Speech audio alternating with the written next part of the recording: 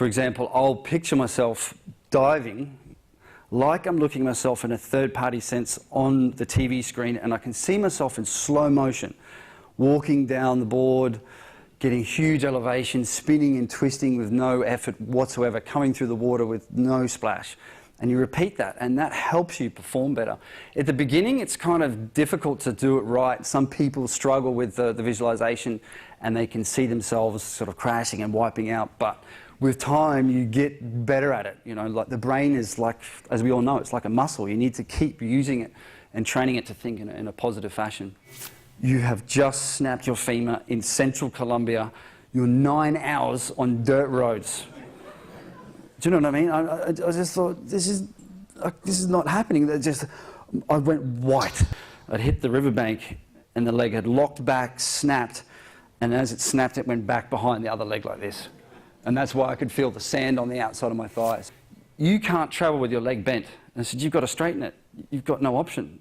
But it was strange. I felt so logical about it. And then, so I grabbed the leg around the ankle. The leg was over here. And so basically, I grabbed it, and I pulled it to the straight position. But as I did it, the bones are broken like this, slid, and then overlapped and came into this position, as you can see in the X-ray before. So they're laying side by side. And then they looked at me and said, listen, we're really sorry, but we've got no morphine, no pethidine, no nothing. About the best we can give you is Panadol. Where we are, he said, it's near where the cocaine gorillas are. He said, no helicopter pilot is going to fly out there because there are cocaine gorillas and they will shoot at the helicopter. And so this was perhaps the worst journey of my life. Basically, what I did was I grabbed one hand and then put it on the ambulance wall, latched onto it, and then put my other arm across, and then grabbed onto my friend Tonio, who's sitting in the ambulance there, the Mexican guy in the front there. And he held onto my hand for 7 hours on these dirt roads. And I met the surgeon, he looked at the x-rays, and I said, okay, what do we do? And he said, well, we can put a plate in your leg, so you cut you down the side of the thigh, and we put a plate and screws in, or we use a femoral rod, which means they put a big, long 44-centimetre nail down the middle of your bone, and then place it in that way with a screw down the bottom and the screw at the top. And I said, well, what's the difference? And he said, well, the nails are much faster recovery. And he said, about 6 months of dive. And I said, I'll have that. He goes, we don't have one.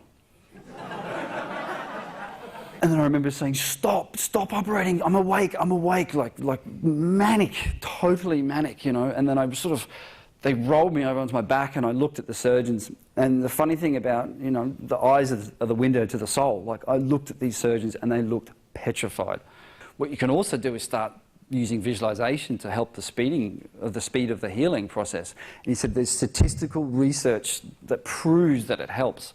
And so what he said, we need to start practicing it 6 weeks before your operation so your mind gets used to it. So you use deep breathing exercises, use music, calm yourself, and you kind of start to picture your bone healing like you close your eyes and picture it at like a cellular level, like you can see bones, sort of cells growing on top of each other and adding and multiplying and growing and healing. And then you picture yourself running and diving and jumping again. And I do that 4 times a day.